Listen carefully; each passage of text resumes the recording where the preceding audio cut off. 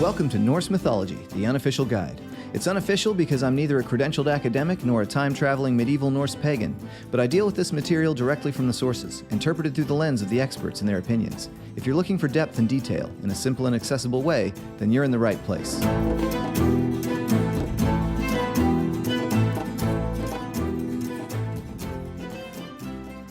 Before we get started, fair warning. This episode discusses themes relating to sexual assault. Do with that information as you will. Þáttr thought nýðaðr sagði þér, sóttu vit Völundar saman í holmi, eina ogurstund, ava skuli, ek vetter honum vinna kunnak, ek vetter honum vinna mátak. It's true, Nýðuðr, what he told you. Völundar and I sat together on the islet for one sad hour. It should never have been. I didn't know how to resist him at all. I had no power to resist him at all. It's time to start getting into material about Norse heroes. And in my opinion, there is no better place to start than the poem Völundarkviða from the Poetic Edda. What's interesting about Norse hero material is that we aren't forced to look only to Scandinavia for information about a lot of these characters. Whereas stories about Germanic gods are all but confined to Scandinavian sources, some of the heroes are also pretty well remembered in places like England and Germany. Völundarkviða is one of my absolute all-time favorite Eddic poems. The name just means Völundar's poem, and it's about a character who the poem calls Völundar, but who appears in Þáttr saga under the name Velent, and who is known in Old English sources by a few different spellings of a name that we generally pronounce as Wayland. There's also a gold coin from the late 500s or early 600s from East Frisia with the name Waylandu written in runes on it, although we can't be 100% sure if this is a reference to the same Wayland. However, there's also a Latin epic from the 9th or 10th century called Waltharius from the area of modern Germany that mentions a character it calls Wieland in a context that seems a lot like it really is supposed to be the same guy. What's interesting about this sort of pan-Germanic Wayland character is that when his name shows up in a story, it very commonly happens in stories that are set during the migration period, or appearing alongside characters or objects who are featured in other stories that take place during the migration period. And the reason we say a story is based during the migration period is because it will usually include Attila the Hun or some other character like that designed to give us a rough time period, even if the historical details don't always perfectly line up.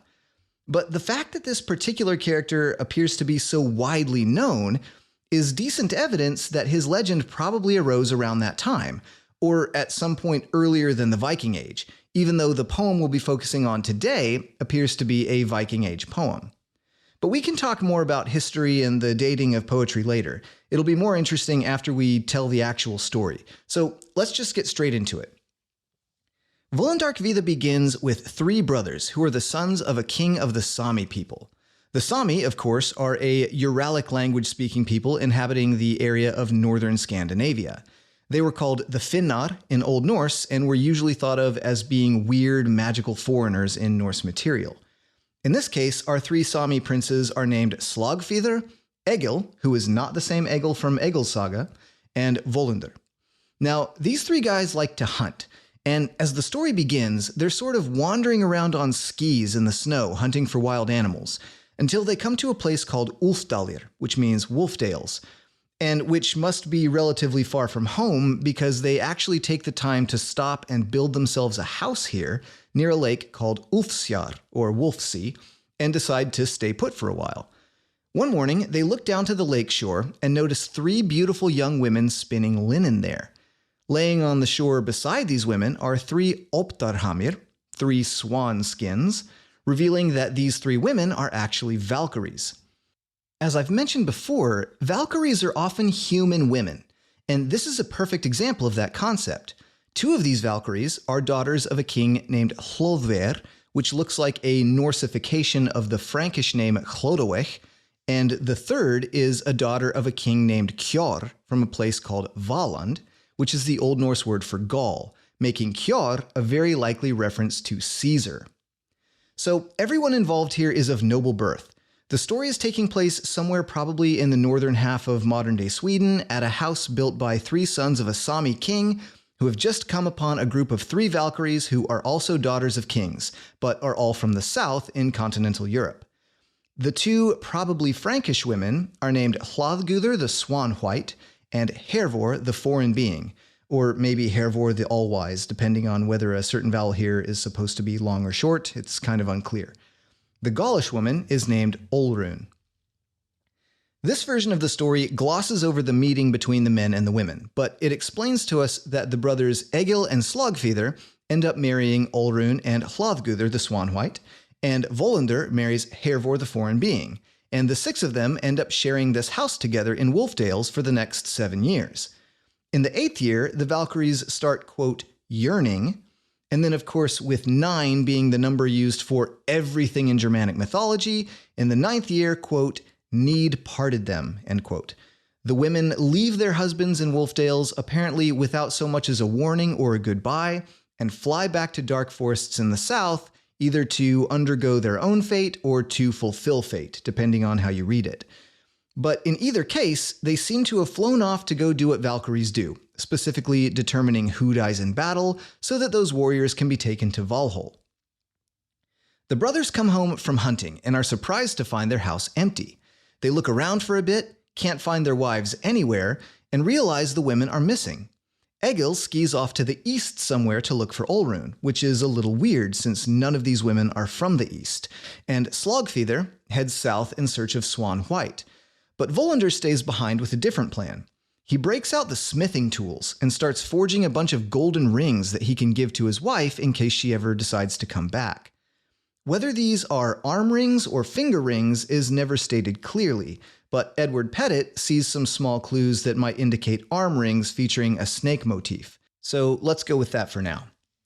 It's a weird choice at face value, and John McKinnel suggests that maybe there's some kind of ritualistic love magic going on here, designed to attract Hervor back to him, which I guess seems like as good an explanation as any.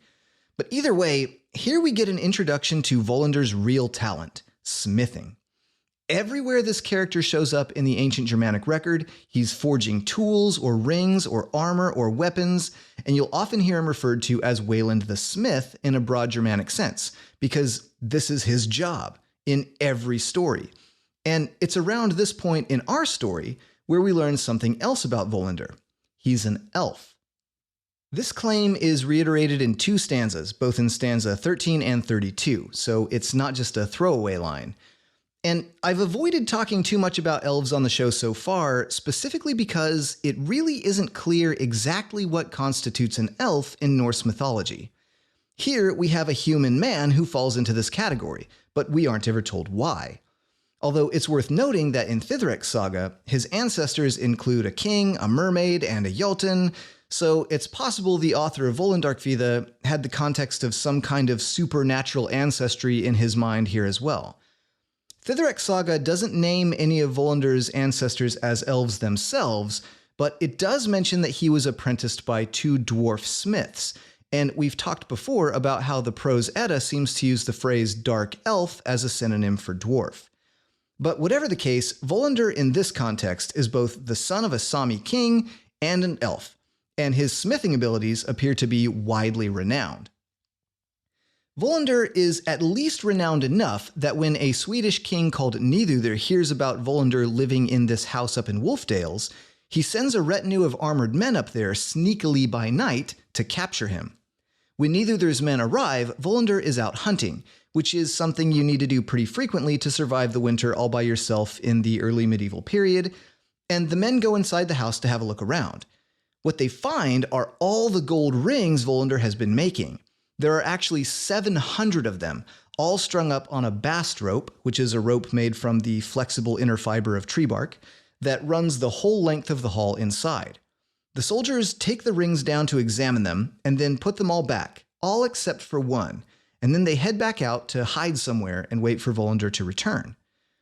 When Völundar returns, he comes back with some bear meat and a bear skin, or maybe he's carrying the whole bear, who knows. But he cooks the meat over the fire inside, and sits there on the bearskin for a while, just relaxing and counting the rings he's been making. As he does, he notices that one ring appears to be missing, and his first reaction is to be excited, because surely this means his wife has come back and taken one of the rings down to wear. She must just be out doing some kind of chore or something, right? So Völundar waits there next to the fire for her to come inside until eventually he gets so tired that he falls asleep. And when he wakes up, he finds himself bound by Nidudr's men with ropes and heavy restraints on both his hands and feet. The poem makes it a point to mention that he is viljalaus, meaning without will or powerless. At some point, either right here or over the course of the next couple of stanzas, the poem implicitly changes location from Wolfdale's to Nidudr's hall, so we'll just say it happens right here. Völundar wants to know who these men are who have captured him, but he doesn't seem to get much of an answer until he finds himself face to face with Nidudr.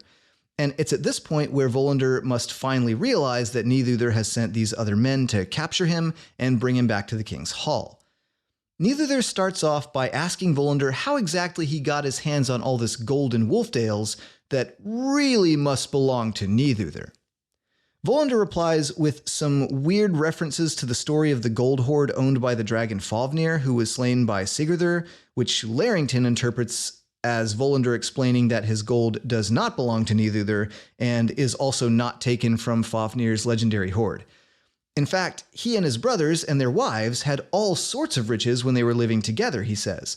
After all, Hlaðgudr and Hervor were children of King Hlöðver, and Olrun was a famous daughter of Kjar. Now, Nidudr's malicious and unnamed wife enters the hall at this point. She approaches the king and whispers into his ear that Völundar does not seem like he's going to be a cooperative person here. You see, Nidudr has already given the ring that was stolen from Völundar to his daughter Boðvildr. And what the poem has neglected to mention until now is that a sword was also stolen from Völundar, and the king is now wearing that sword on himself. Look how he bares his teeth when he sees you wearing that sword and sees Boðvildr wearing that ring, the queen whispers to her husband. His eyes are like a snake's. You should hamstring him. Cut the tendons behind his knees, and drop him off on a small island nearby so he can't be a threat. And Nidudr does exactly as his wife advises. Völundar gets hamstrung and placed on an islet called Savarstothr, where he is forced to use his great smithing ability to forge all sorts of treasures for the king. And for the most part, no one dares to go anywhere near him except for King Nidudr himself. Now, evil as she may be, the king's wife was absolutely right about Völundar. Alone on this islet, he sits stewing in his anger, never sleeping, and plotting revenge while he forges these treasures. He talks to himself about how it seems like he's never going to get any kind of redress for the theft of his sword or for the theft of the ring that was intended for his wife, which is now wrapped around Boðvildar's arm. And then one day, two young men, who are sons of Nidudr, decide to make their way out to Savarstothr to see all the valuables that Völundar has been making. Völundar is keeping all of these things in a locked chest, and Nidudr's sons demand that Völundar open it and show them what he's got. So he opens it, and when they see all the precious things inside the chest, they start wanting some for themselves. So Völundar makes a proposition. Don't tell anyone you came to see me, but come again tomorrow, and I'll have some gold I can give you secretly. This sounds like a great idea to the boys, so they keep their visit to Savarstothr a secret and excitedly come again to visit Völundar the next day. When they arrive, they demand to see inside the treasure chest again, so Völundar opens it up, and they take a look inside. At this moment, you're probably thinking Völundar is going to start playing a psychological mind game where he pits Nidudr's family against each other, making the king suspicious that his sons are stealing from him or something like that, right? No. This is a Norse story. While Nidudr's sons are looking into the chest, Völundar cuts their heads off and buries their bodies beneath his forge. He then plates their skulls in silver and turns them into bowls, which he gives to Nidudr. He makes jewels out of their eyeballs that he gives to the queen, and he incorporates their teeth into some brooches that he sends to Princess Boðvildr, all while King Nidudr is wondering where his boys have gone off to. Soon after this, Boðvildr somehow manages to break the ring she's been wearing that was originally meant for Völundar's Valkyrie wife. But she's afraid to tell anybody about it, so she heads over to the Isle of Savarstothr to speak with Völundar herself and ask if he can fix it. Völundar replies that not only can he fix it, he can fix it such that it looks even better than it did originally. And by the way, while you're waiting on that, Boðvildr, why not sit down and have a beer? Boðvildr agrees and apparently accepts drink after drink after drink from Völundar while she waits until she is completely drunk and then falls asleep. and it is at this point that Völundr takes full advantage of her, if you catch my drift. And when the encounter is over, he has left Bothvilder pregnant. Laughing maniacally at the success of his revenge plan, but still unable to walk, we learn here that Völundr has conceived of some way to allow himself to fly. He's either such an amazing smith that he's built himself some kind of a flying machine, or maybe somehow he's made or gotten hold of a feather skin similar to what the valkyries have. But he appears to put something on here. It's just unclear exactly what it is, and he raises himself up into the sky. We learn something about Bothvilder at this point as well. As Völundr rises into the air laughing, he leaves Bothvilder on the ground, quote, weeping, grieved for her lover's going and her father's wrath, end quote. It's not entirely clear whether we're supposed to understand that Bothvilder's grief over her lover's going is supposed to imply that she had developed some kind of feelings for Völundr initially, but either way, he has just placed her into a situation that is going to be really hard for her as a young Norse noblewoman to recover from, by robbing her of her maidenhood and making her into a single mother, thus all but ruining her value in a marriage negotiation. Here she is now, paying for the sins of her parents, just as her brothers did. Over at Nidudr's hall, Nidudr's still unnamed yet cunning wife finds her husband resting in the courtyard. She asks if he's awake, and he replies that he never sleeps anymore. He feels, in his own words, viljalaus, without will or powerless, just as Völundr was described when he was kidnapped earlier on. Apparently, enough time has passed now that he realizes his sons have probably died somewhere. He's got a metaphorical chill going on inside of his head, and he isn't in the mood for any more of his wife's cold counsels. Rather, he mentions, he would like to speak with Völundr. We haven't been told why, but he seems to suspect that Völundr might have an answer about what happened to his sons. True to form in Old Norse literature, when you mention someone or something's name, it tends to immediately appear, and suddenly Völundr is in the scene, though from context we know that he is still hovering high in the air, way above the ground. Nidudr asks what happened to his sons, and Völundr cryptically replies that if he wants an answer, he has to first swear oaths that he won't do any harm to Völundr's new bride. The king apparently swears these oaths, although the poem doesn't explicitly tell us so, because Völundr next begins to explain everything he's done. He tells the king to go to the smithy on Saverstother, where he'll find the bellows all spattered with blood, from when Völundr had cut the heads off of Nidudr's sons and buried them under the forge. And do you remember those silver bowls I sent you, Völundr continues? Those were your sons' skulls. And the jewels I sent your wife were made from their eyes. And the brooches I sent your daughter were made from their teeth. And speaking of Bothvilder, guess what? She's now pregnant with my child. He all but finishes off with something like, and what are you gonna do about it? Nidudr replies by admitting utter defeat, saying there isn't anything he could have been told that would have hurt more than this information, and noting that there is nobody tall enough to reach Völundr way up in the sky, or even strong enough to shoot him down with an arrow from this distance. Satisfied with himself, Völundr laughs again and flies away, leaving unhappy Nidudr behind with no heirs and a daughter who he's going to have quite a hard time marrying off. Nidudr commands his favorite slave, named þáttr, to go and fetch Bothvilder to come and speak with him. When she arrives, he asks whether or not what Völundr told him was true, and she responds with the final stanza of the poem, which I read at the beginning of this episode. Quote, "It's true, Nidudr, what he told you. Völundr and I sat together on the islet for one sad hour. It should never have been. I didn't know how to resist him at all. I had no power to resist him at all." End quote. One of the reasons I love this poem is because of how visually descriptive and emotionally visceral it is. And because it's sort of unique among material in the Poetic Edda in that way, it's worth asking when it was composed and who might have composed it. As you can probably imagine, the answer isn't super clear-cut, but McKinnel makes a solid argument for this poem having been composed by a Norse person living in the English Danelaw. I won't bore you with all the long details, but the basic gist is that the poem almost undeniably has West Germanic linguistic influence, either from Old English or from Old Saxon. Some of the phrasing that appears in the poem is pretty common in Old English, but isn't found anywhere in Old Saxon. The idea that Völundr is an elf also shows up in a Middle English source where a piece of armor has been crafted by an elvish smith, who in this case is named Wigar, but who has a son named Widia, which is the name of Völundr's son in other English and Norse sources. For reasons like this, and many others, the case for English influence on the poem is pretty strong. McKinnel then presents reasons to believe that this was not likely written by a native Old English speaker composing in Old Norse, not likely a translation of an Old English poem, and not likely a Scandinavian poet just trying to use Old Englishisms to make his poem sound more exotic.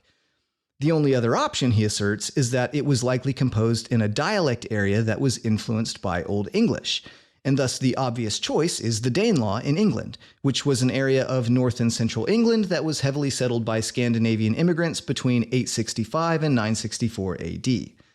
All things considered, McKinnel tentatively concludes that the poem was originally composed in Yorkshire, where iconographic representations of Völundr are pretty common, sometime during the 900s or early 1000s at the latest.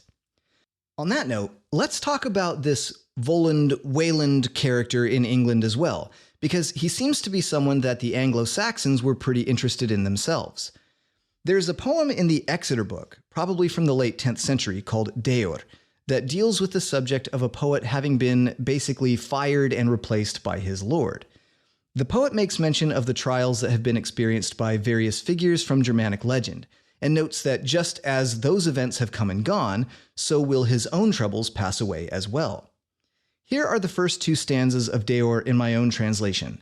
I struggled a little bit with this one, but it'll be good enough to get the point across. Quote, Wayland himself, racked by swords, was proved. The steadfast lord bore hardships. His companions were sorrow and longing. Winter-cold suffering he often endured after Nithad laid supple sinew bonds on the better man. That has passed, and so may this. Beadohilda was not so sad for her brother's death as for her own condition, that she readily perceived that she was pregnant. She could never think resolutely about how that would go. That has passed, and so may this. End quote. Wayland, of course, is Völundr. Nithad is Nidudr, and Beadohilda is Boðvildur. And in just these two little stanzas, we have references to our hero's kidnapping at the hands of Nidudr, the deaths of his sons, and the unconsenting pregnancy. There's also a reference to Wayland in Beowulf, where he's said to have forged Beowulf's chainmail shirt. And there's another reference to him in a fragmented epic called Waldara, dated to around 1000 AD, wherein the hero's sword is said to have been made by Wayland. But what's maybe even more prominent are the visual depictions. Most notably, there's this thing called the Frank's casket, which is a box made out of whalebone, probably originating in Northumbria in the early 700s, and it's got scenes from famous stories and Anglo-Saxon runes carved all over it. On one panel, there are two beautiful carvings separated by a line down the middle. On the right is a depiction of the Magi, lovingly adoring the baby Jesus. On the left is a depiction of Wayland standing over his forge with a headless body buried beneath it. It looks a lot like the artist has attempted to show a cut behind Wayland's knee, and he's handing something like a goblet over to a female character, which is probably supposed to be made from the skull of the dead person beneath the forge.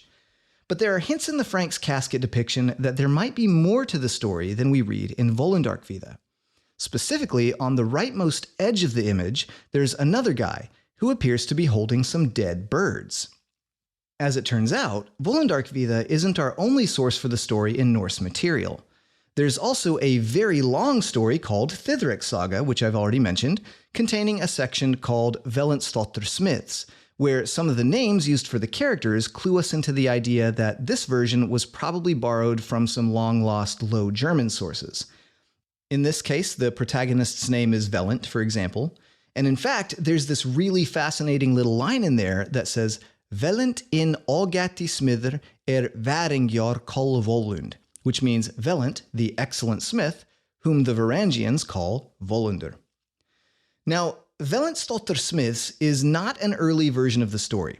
It has all the hallmarks of later medieval courtly romances and was probably written somewhere in the 1200s. It's also a real pain to find a good version of it in English. I'm working from the Danish and Icelandic versions as published on heimskringla.no, and I'll give you a quick summary here, highlighting the points I think are most noteworthy. This version begins with Wayland's grandfather, a king called Vilkinus, who has a one-night stand with a mermaid while he's out on a trip. This encounter isn't described in great detail, but there are some hints it may not have been exactly consensual, in that afterward she seems to sort of attack his boat. Anyway, he convinces her to let his boat go, but 9 months later she shows up at his hall and hands him a surprise baby, and then promptly pieces out. The baby's name is Vadi, and the saga describes him as a risi, which is one of many words used in mythological literature for a jotun. His father doesn't like him, and neither do most other folks, so when his father dies, he doesn't inherit the kingdom. Instead, his half-brother does. Vadi ends up having his own son, who the saga calls Velent, but who we'll be calling Wayland, since we're already dealing with a Low German name and an Old Norse narrative, which is about to corroborate some details found in some Old English artwork. When Wayland is 12 years old, Vadi wants him to start learning a skill, so he sends him off to become a blacksmith's apprentice, studying under the tutelage of Mimir, who in this story is a master smith living in Hunland. Wayland studies under Mimir for 3 years, but he's not the only boy being warded by Mimir at the time. In fact, here we meet the legendary Sigurd, who will one day grow up to slay dragons and rescue valkyries. But for now, he's a bully who beats up on Wayland all the time. And when Wayland's dad finds out about this, he brings Wayland back home, which is drastically different from what we would have expected from a version of this story written during the Viking Age or from before, wherein we would have been much more likely to see Vadi tell Wayland not to be a baby, and then either he or Sigurd would have killed the other one. But this is a story that comes from the times of romantic ballads and knights in shining armor, so we have fewer accounts of children murdering each other. Now at the age of 15, Wayland has already surpassed every other man in smithing abilities, so Vadi takes him to a mountain called Kaleva to be apprenticed by a couple of dwarves who are renowned as the best at smithing, even among dwarves. Vadi and Wayland have to get across some water first, though, and since we're in the later medieval period now, Jotnar have started to be conflated with giants, so Vadi, the Risi, puts Wayland on his shoulders and wades across the water, which is somewhere along the lines of 9 to 12 feet deep or something like that. Vadi is relatively enormous, but even here, our giant is still nowhere near the size of a full-sized tree or anything like that. Anyway, the dwarves agree to apprentice Wayland for a year, but he serves them so well that when the year is over, they aren't ready to part with him. So they make another deal with Vadi to let Wayland stay for 1 more year. However, this time there's a condition to the deal. If Vadi is even 1 day late to retrieve Wayland at the end of the year, the dwarves get to cut off Wayland's head. Vadi agrees, but he secretly gives Wayland a sword and hides it in the bushes and tells Wayland, "Hey, if I happen to be late and these dwarves try to kill you, you can use this."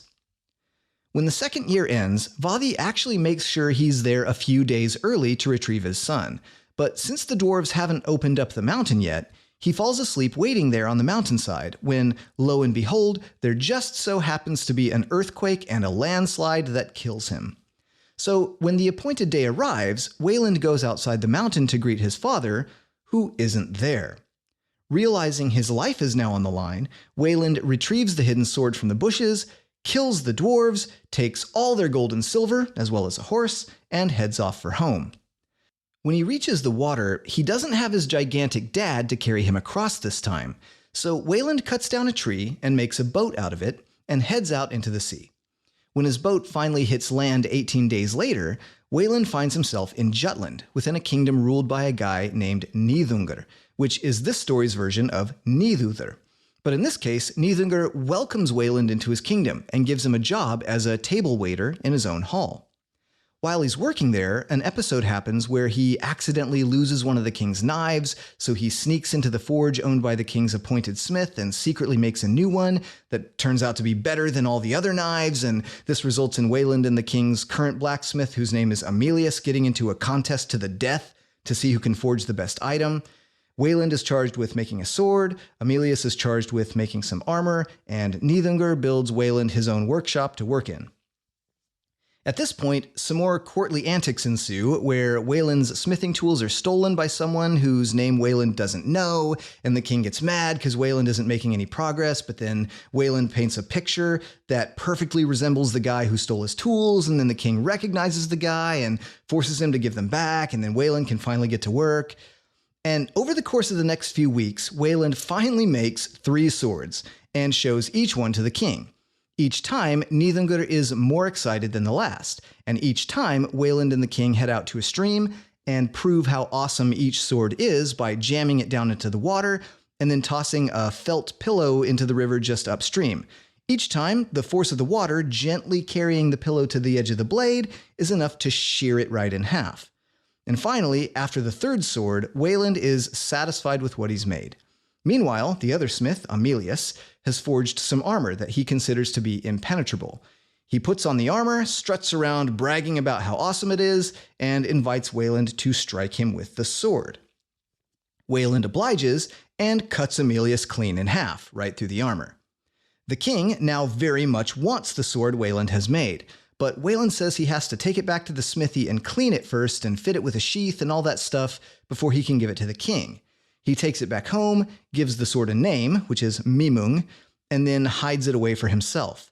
He then makes a final sword that looks just like maiming, but is not quite as good, and that's the one he gives to the king instead.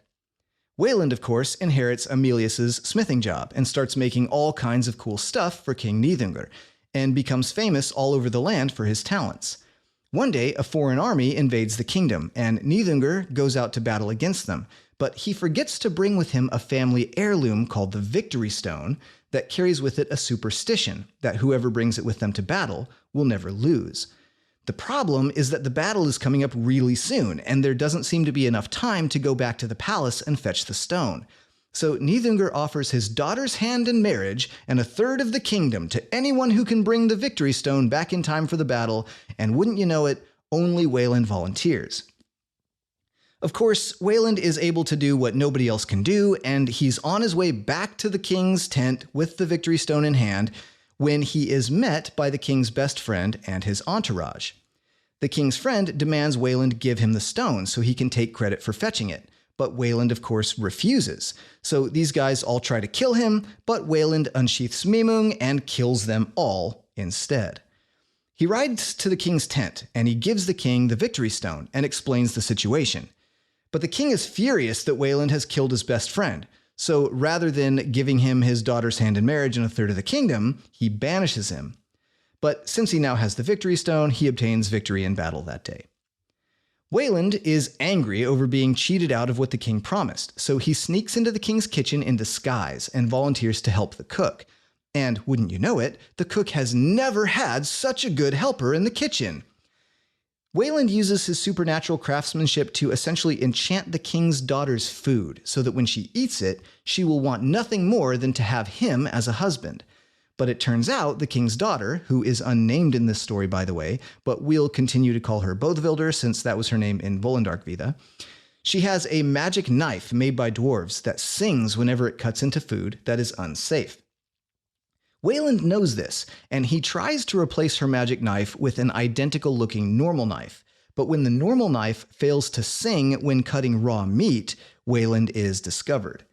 The king becomes so angry over this that it is at this point he calls for the tendons in Wayland's legs to be cut, thus crippling him for the rest of his life. With Wayland maimed, Nidhungr realizes he can still be an asset, so he puts him back to work, forging all kinds of gold and jewels. Now, if you'll recall, in Völundarkviða, Wayland had 2 brothers, one of whom was named Egil. At this point, Egil enters the story, showing up at the king's farm as some kind of a handsome, mysterious stranger with excellent skills in the crossbow and bow and arrow. Nidhungr wants to test just how good a shot Egil really is, so he places an apple on top of Egil's son's head and demands that he shoot it off. Egil takes out one arrow, kind of inspects it a little bit, and then sets it down.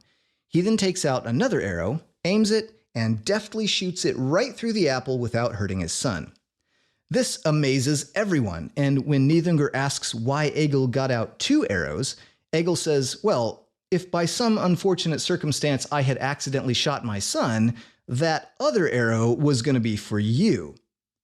This type of bold speaking charms the king, and Egil is invited into his good graces. His bullseye shot here becomes famous, and people now refer to him as Olrunar Egil, which the saga seems to imply is somehow related to this shot he took. But if you'll recall, Olrun was actually the name of his Valkyrie wife in Völundarkviða. Something else you might notice is that this piece of the story is remarkably similar to the legend of William Tell. If you're not familiar, William Tell is originally a Swiss folk hero who first shows up in a book compiled in the 15th century. The short version here is that Tell refuses to bow to a symbol put out by the new Austrian ruler named Gessler, and is then forced to shoot an apple off of his son's head with a crossbow. He readies 2 bolts, but succeeds in shooting the apple with the first bolt. When pressed about what he needed the second bolt for, he replies that if he had failed to hit the apple, the next bolt would have been meant for Gessler. But back to the story at hand. One day, Bothvildur, the king's daughter, accidentally breaks her best gold ring, which in this case doesn't seem to have belonged to anybody else beforehand. She's afraid to tell her parents about it, so she sends her servant to Wayland to ask if he will repair it. Wayland replies that normally he doesn't dare make anything without the king's permission, but if Bothvildur will bring it to him personally, then he'll repair it. She decides that this is fine and goes to visit Wayland. He agrees to repair the ring, but drops the smoothest pickup line you've ever heard on Bothvildur. Quote, "I want to smith something else first," end quote. And now completely overcome by Wayland's irresistible charms, the two of them sleep together and decide to keep their affair a secret. Oh, and Wayland also repairs the ring. Sometime later, Nidhungr's 2 sons visit Wayland and ask him to make them some arrows. He responds the same way he did with Bothvildur's handmaid, and says normally he doesn't dare make anything without the king's permission. But if they wait and come back again when the snow is freshly fallen, and make sure that they walk backwards from the hall to the forge, then he'll grant their request. The boys decide that this is fine, and they do exactly as he asks. And as soon as they arrive at the workshop, Wayland slams the door, kills them, and buries them under the forge. When people start to notice the boys are missing, Wayland lies and says that, yeah, they visited him, but he made them arrows and they left. See, there's their tracks in the snow, pointed away from the workshop towards the hall, because they left. And when the boys are never found, Nidhungr begins to believe that they have been killed by a wild animal or something, and in any case, he starts to accept that they probably won't be coming back. Meanwhile, Wayland scrapes all the flesh off their bones and begins to make precious things out of them, just as we saw in Völundarkviða.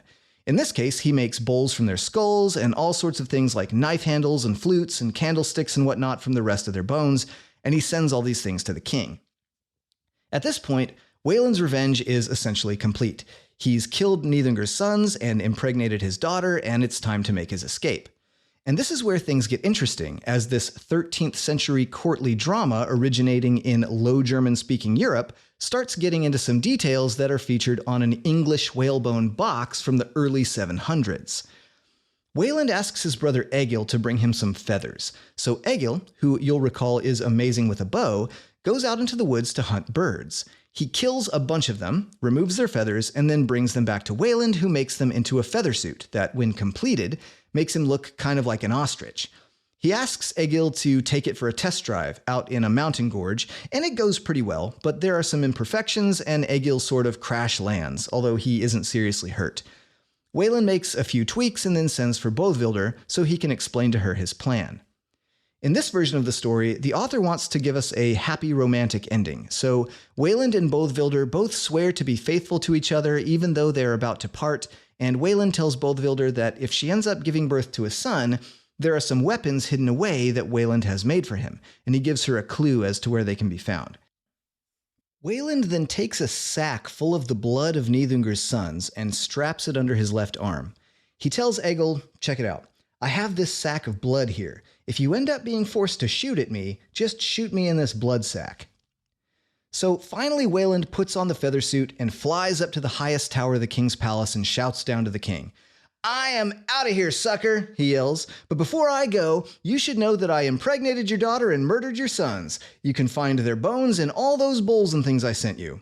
And at this, the king gets angry, and he calls for Egil, who he believes is on his side, demanding that he shoot Wayland down. Egil takes out an arrow and aims for the blood sac, which he strikes right on target, causing the king to believe that Wayland has been injured and won't survive for long, even though he flies away. This little deception is apparently designed to prevent Nidhungr from coming to look for him. But of course, Wayland is not actually injured. Instead, he flies away to Zealand, where he settles down at his father Vadi's farm. Soon after, Nidhungr dies, and Wayland finds out that Boðvildur has indeed given birth to a son named Vidga, another character who will one day become legendary and earn his own place all over the Germanic record.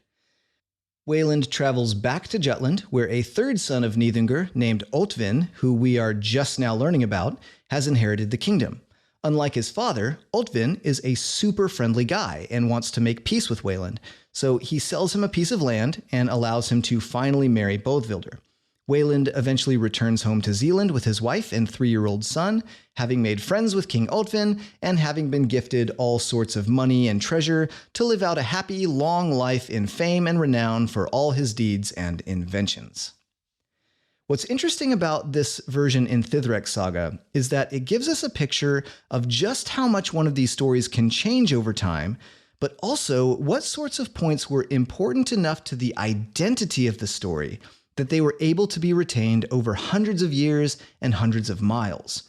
No matter your source, Wayland is a supernaturally skilled smith who gets hamstrung by a king, kills the king's sons, makes treasures from their body parts, impregnates the king's daughter, and escapes by flying away. If McKinnel is right, we also get an amazing look here into how this type of material was able to travel during the Viking Age, given that a poem that was potentially composed in the English Danelaw, has made its way into an Icelandic manuscript, and that our other detailed Norse source is pretty clearly adapted from German material. We think we might even be able to reconstruct Wayland's name in Proto-Germanic, where it seems like it might be derived from a root that means crafting one, which makes total sense. In that case, it would push the origin of the story firmly into the first half of the last millennium. This all goes to show what I've been saying for a long time, that Norse mythology is not a mythological isolate. It's just one particular Northwestern flavor of Germanic mythology, full of characters and stories that were shared across a whole spectrum of people speaking related languages all over Europe. And piecing together that shared puzzle is, to me, one of the most exciting parts about learning it. So let's continue to piece that puzzle together next time on Norse Mythology, the Unofficial Guide. Sources for this episode include The Context of Völundarkviða by John McKinnel, 1993, Velents þáttr smiðs, as published on heimskringla.no. 2 versions of the Poetic Edda this time, the first one translated by Pettit, 2023, and the second one by Carolyne Larrington, 2014.